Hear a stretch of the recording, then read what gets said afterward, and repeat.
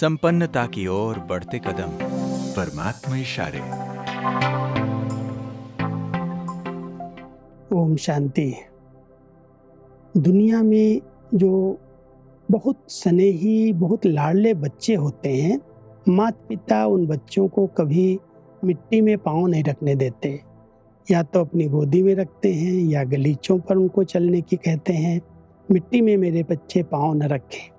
तो परमात्मा भी चाहते हैं कि मेरे बच्चे जो सुखदाता के बच्चे हैं, वो कभी भी दुख की मिट्टी में, देहमान की मिट्टी में पाँव न रखें।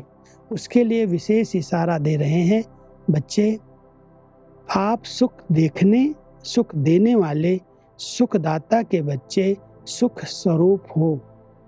कभी सुख के झूले में झूलो, कभी प्यार के झूले में झूलो, कभी शांति के झूले में झूलो। झूलते ही रहो, नीचे मिट्टी में पाँव नहीं रखना, झूलते ही रहना। तो हम सबको परमात्मा के द्वारा अनेक प्रकार के झूले मिले हैं। आत्मा की जो मूल शक्तियाँ हैं, परमात्मा चाहते हैं ये मेरे बच्चे उन्हीं के आधार से उसी का मनन करें, उसी का चिंतन करें और उसी स्थिति में, उसी झूले में झूलते रहें। तो कभी भी मिट्टी में पाँव नहीं आएगा, कभी दुख की लहर नहीं आएगी। इसलिए परमात्मा हम बच्चों को कह रहे हैं, कभी शांति के, कभी सुख के, कभी प्यार के, कभी आनंद के भिन्न भिन्न झूले आप बच्चों को दिए हैं।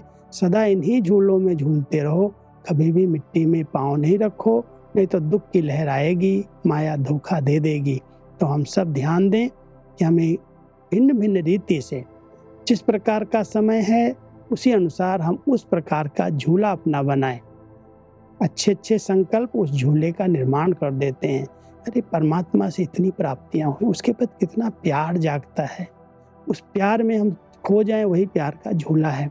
कभी शांत स्वरूप स्थिति में शांति के सागर की लहरों में लहराएं, वो हमारे लिए झूला बन जाता है।